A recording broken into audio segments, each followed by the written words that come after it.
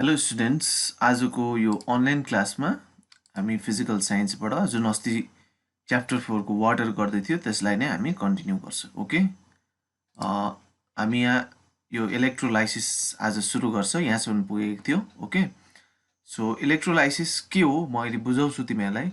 पहिला चाहिँ हामी यसको बेसिक्स बुझ्नुपर्छ, लाइक गुड कन्डक्टर्स के हो, ब्याड कन्डक्टर्स के हो, इलेक्ट्रोलाइट्स भनेको के हो, यो सब चीज हामी पहिला बुझ्ने ट्राई गर्छ। ओके, यहाँ देख्छ र some substances conduct electricity and some do not. कतिवटा चिजहरूले इलेक्ट्रिसिटी कन्डक्ट गर्छ, कतिले गर्दैन। The substances which conduct electricity are called conductors and which do not conduct electricity are called non conductors. जुन जुन चिजहरूले चाहिँ इलेक्ट्रिसिटी कन्डक्ट गर्छ, यानि कि त्यो सब्सटेन्सेसहरूबाट इलेक्ट्रिसिटी पास हुन्छ, त्यसलाई हामी कन्डक्टर्स भन्छ। जुनबाट हुँदैन त्यसलाई non conductors or bad conductors or insulators पनि भन्छ। यहाँ देख्छ examples, some substances like gold, silver, copper, aluminium, graphite, mercury, water, sodium chloride, acids etcetera conduct electricity. Good कन्डक्टर्सहरू के हो भन्दाखेरि चाहिँ गोल्ड हो, silver, copper, aluminium, graphite, most of the metals चाहिँ they are good conductors of electricity. तर यो graphite चाहिँ नन मेटल हुँदाहुँदै पनि it is a good conductor of electricity. र तिमीहरूलाई थाहै छ, जस्तै हाम्रो घरमा वायरिङहरू हुन्छ होइन, घरको बल्ब्सहरू, जुन बल्ब्सहरूमा लगेको तारहरू, वायरहरू हुन्छ, त्यसको भित्र हेऱ्यो भने मेटल हुन्छ, त्यो चाहिँ गुड कन्डक्टर हो। र त्यो इलेक्ट्रिसिटी बाहिर नफैलियोस् भनेर बाहिर लगाएको जुन कोटिङ हुन्छ त्यो पोलिभिनाइल क्लोराइड अर प्लास्टिकको हुन्छ, रबरको, त्यो चाहिँ ब्याड कन्डक्टर हो, जसबाट चाहिँ इलेक्ट्रिसिटी कन्डक्ट हुँदैन। जति पनि स्विचहरू सबै ब्याड कन्डक्टरको बनिएको हुन्छ, भित्र भएको मेटल चाहिँ गुड कन्डक्टरको हुन्छ, जसमा चाहिँ इलेक्ट्रिसिटी और इलेक्ट्रिक करेन्ट फ्लो चाहिँ हुन्छ, तर बाहिर चाहिँ फ्लो भएर आउनु पाउँदैन, सो द्याट हामीले इजिली टच गरेर स्विच अन स्विच अफ गर्नु सक्छ। तिमीहरूलाई थाहा छ। Okay, next, the decomposition of a compound to its different constituents is known as chemical decomposition। अब तिमीहरूले राम्रो हेऱ्यो भने यो इलेक्ट्रोलाइसिस भन्ने वर्ड चाहिँ यहाँ दुईटा चिज छ, एउटा छ इलेक्ट्रो, एउटा लाइसिस भनेर। इलेक्ट्रोको मिनिङ हो electric current or something related to electricity. Lysis भनेको ब्रेकडाउन। इलेक्ट्रिक करेन्टबाट ब्रेकडाउन हुने प्रोसेसलाई चाहिँ ग्रसली हेऱ्यो भने, रफली हेऱ्यो भने त्यसलाई इलेक्ट्रोलाइसिस भन्छ। So it is all about decomposition, छुट्याउनु, डिकम्पोज गर्नु भनेको। So decomposition of a compound to its different constituents is known as chemical decomposition। कुनै पनि कम्पाउन्डलाई चाहिँ हामीले छुट्याइदियो अरे त्यसको कम्पोजिसनलाई भन्दै त्यो हामी डिकम्पोजिसन भन्छ। जस्तै वाटरमा H2O हुन्छ, वाटरलाई हाइड्रोजन र अक्सिजनमा छुट्याउनुलाई हामी डिकम्पोज भन्छ त्यसलाई। कुनै पनि कम्पाउन्डको त्यसको कन्स्टिट्युएन्ट आफ्नो कन्स्टिट्युएन्ट्सहरूमा छुट्याइदिनुलाई चाहिँ हामी भन्छ chemical decomposition. Chemical decomposition may take place by two processes। दुईटा प्रोसेसले चाहिँ डिकम्पोज हुन्छ। एउटा thermal decomposition, which is a process of decomposition of a compound by applying heat. तिमीले अन्डरलाइन गरिराख, थर्मल डिकम्पोजिसन भने के हो? It is a process of decomposition of a compound by applying heat. Thermal भन्ने बित्तिकै something related to temperature, temperature भनेको heat. जुन प्रोसेसमा चाहिँ हिट एप्लाई गरेर त्यो केमिकल डिकम्पोज हुन्छ भने त्यसलाई हामी भन्छ थर्मल डिकम्पोजिसन। यो इलेक्ट्रोलाइसिस पनि डिकम्पोजिसन नै हो, तर यसमा चाहिँ हामी हिट एप्लाई गर्दैन। Which is a process of decomposition of a compound by applying electricity. यो चाहिँ इलेक्ट्रिक करेन्ट हामीले एप्लाई गरेर त्यो सब्सटेन्सलाई के गर्छ? डिकम्पोज गर्छ। ओके, यसको डेफिनेसन अर्को पेजमा पनि क्लियरली दिएको छ। ओके, तिमीले यहाँ चाहिँ अन्डरलाइन गर्नु पर्यो, what is good conductors, what is bad conductors, what is thermal decomposition and electrolysis को चाहिँ नेक्स्ट पेजमा डेफिनेसन दिएको छ, त्यो डेफिनेसन चाहिँ तिमीहरूले पढ्नु। ओके, नेक्स्ट यो 69 मा छ यहाँ, when mercuric oxide is heated it decomposes into mercury and oxygen। जब हामीले मर्क्युरिक अक्साइडलाई चाहिँ तातो दिन्छ, हिट दिन्छ, त्यतिखेर यो डिकम्पोज भएर छुट्टेर मर्क्युरी र अक्सिजन बनिन्छ। This is an example of thermal decomposition. यो चाहिँ एउटा थर्मल एक्जाम्पल, थर्मल डिकम्पोजिसनको एक्जाम्पल हो। ओके, किनकि हामीले हिट दिएर चाहिँ यो मर्क्युरिक अक्साइडमा भएको कन्स्टिट्युएन्ट मर्क्युरी र अक्सिजनलाई सेपरेट गर्दैछ। But when the electricity is pass through acidulated water it decomposes into hydrogen and oxygen.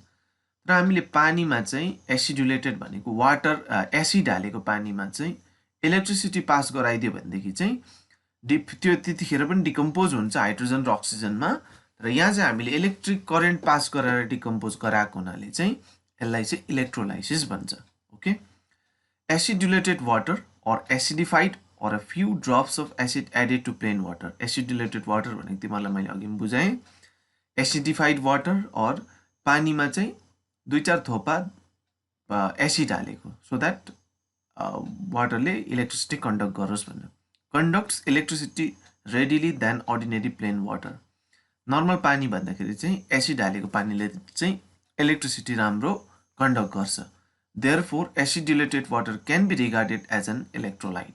त्यसलाई चाहिँ इलेक्ट्रोलाइट भन्छ। इलेक्ट्रोलाइट के हो नेक्स्टमा बुझाएको छ। Okay, electrolytes, the substances which conduct electricity accompanied by chemical changes either in molten state or in aqueous solution are called electrolytes. यो तिमीले underline गरिराख। Okay, the substances which conduct electricity accompanied by chemical changes, important कुरा हेर, जुन चिजले चाहिँ electric current conduct पनि गर्छ, accompanied by chemical changes, chemically त्यो चेन्ज पनि हुन्छ।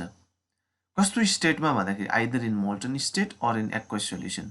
त्यो सब्सटेन्सहरू जो चाहिँ कि त त्यो मेल्ट भएको स्थितिमा हुनु पर्यो पग्लेको बेला, और पानीमा घोलेको बेलामा, लाइक जस्तै अघि हामीले भने एसिडुलेटेड वाटर चाहिँ जस्तै एसिडलाई पानीमा हालेर चाहिँ त्यसले इलेक्ट्रिसिटी कन्डक्ट गर्दो रहेछ, त्यो चाहिँ एक्वस सोल्युसन भयो।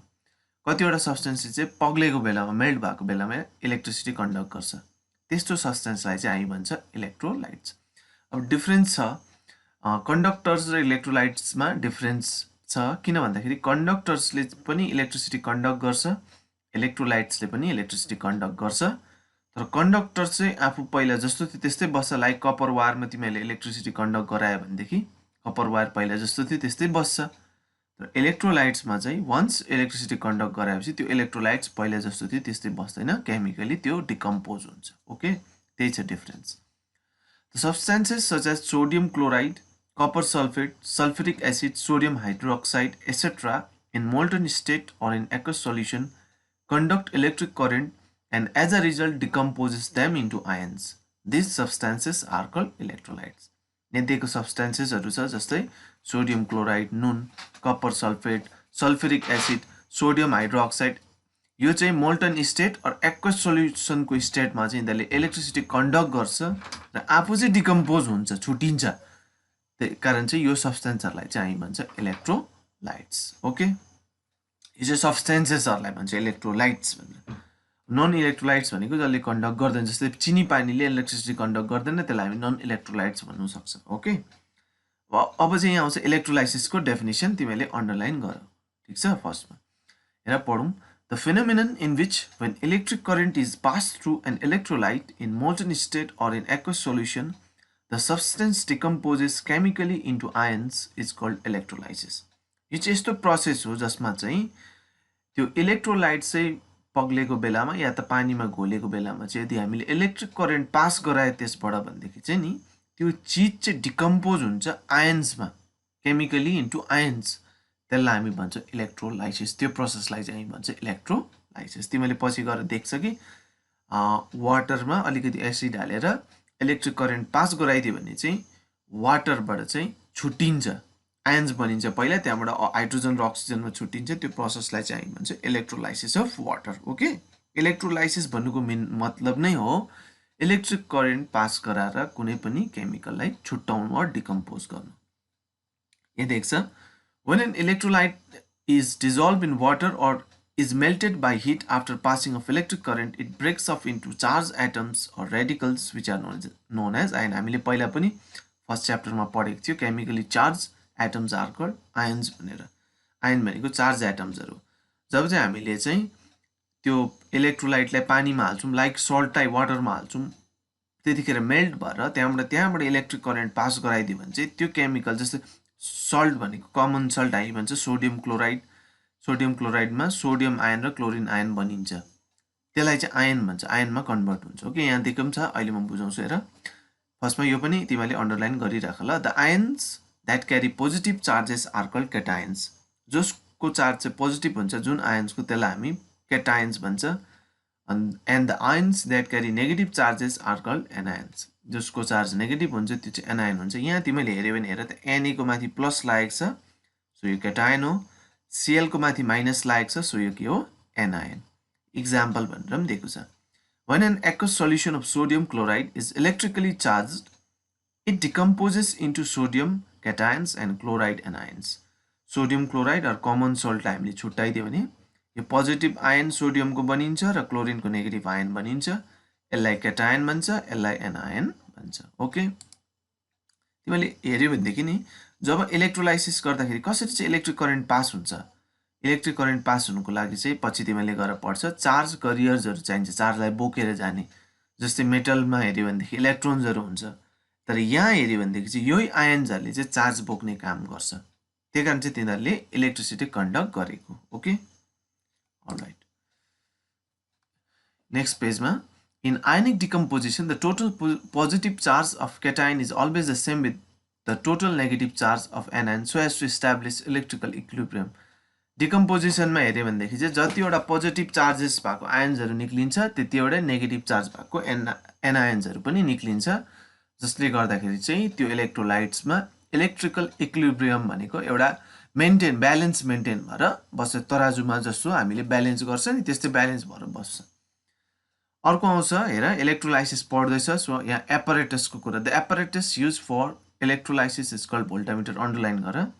हामीलाई कुनै पनि एक्सपेरिमेन्ट होस्, कुनै पनि हामीले प्रोसेस होस् होइन, कुनै पनि हामीले यो केमिकललाई चाहिँ हामीले कुनै पनि त्यसमा प्रोसेस एप्लाई गर्नु पर्यो भनेदेखि चाहिँ हामीलाई पहिला चाहिँ एपरेटस चाहिन्छ, भाँडाकुँडा चाहिन्छ, त्यसको के त्यसमा चाहिन्छ सामानहरू होइन।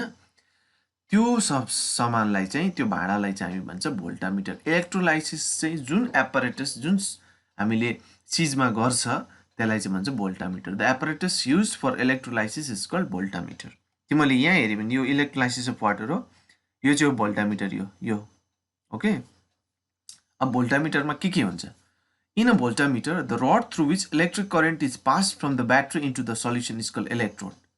भोल्टामिटरमा इलेक्ट्रिक करेन्ट पास गराउनलाई चाहिँ एउटा रड निकालेको हुन्छ। जस्तै यो इलेक्ट्रोलाइसिस अफ वाटरमा हेर त यो रड छ, ओके न, प्लेटिनमको रड हुन्छ। यसमा यो आफ्नो आफ्नो हिसाबले हुन्छ, कुन के चिजको इलेक्ट्रोलाइसिस गराएको त्यसमा डिपेन्ड हुन्छ। यो रडलाई चाहिँ भन्छ इलेक्ट्रोड। के भन्छ? इलेक्ट्रोड। अन्डरलाइन गर। In a voltameter the rod through which electric current is pass from the battery into the solution is called electrode. यहाँ चाहिँ ब्याट्रीबाट करेन्ट हामी दिन्छ। The electrode which is connected with the positive pole of the battery is called anode. जसलाई चाहिँ positive पोलसँग जोडेको हुन्छ ब्याट्रीको प्लससँग त्यसलाई anode भन्छ। And the electrode which is connected to the negative pole of the battery is called cathode. तिमीले यहाँ चाहिँ ई पनि लगाउनु ल, क्याथोडमा CATHODE पनि लाग्छ। ओके, अलराइट, जुन यो इलेक्ट्रोड चाहिँ नेगेटिभसँग जोडेको छ त्यसलाई क्याथोड भन्छ, जुन पोजिटिभसँग जोडेको छ त्यसलाई भन्छ एनोड। यो डल्लै एपरेटसलाई यो ग्लासको हुन्छ, यहाँ दुईवटा ट्युब हुन्छ, सबलाई नै हामी भन्छ यो डल्लैलाई चाहिँ भन्छ भोल्टामिटर। ओके, अब वाटरलाई चाहिँ कसरी हामी डिकम्पोज गरेर हाइड्रोजन र अक्सिजन बनाउँछ इलेक्ट्रिक करेन्ट पास गरेर, त्यो चाहिँ हामी नेक्स्ट क्लासमा पढ्छ। त्यसलाई चाहिँ भन्छ हामी electrolysis of water analytic method. Okay, हामीले अहिले चाहिँ बेसिक्स बुझ्यो। अब चाहिँ हामी नेक्स्ट क्लासमा इलेक्ट्रोलाइसिस अफ वाटर पढ्छ। तिमीले अहिले चाहिँ मैले जति अन्डरलाइन गर्नु भने त्यो अन्डरलाइन गरेर पढ्दै पनि गर्छ। तिमीलाई यो लेसन्स यो च्याप्टर सकेपछि क्वेसन आन्सर कुन गर्नुपर्ने भन्छु, गरेर तिमीले खातामा राख्छ अनि पढ्छ पनि। अलराइट।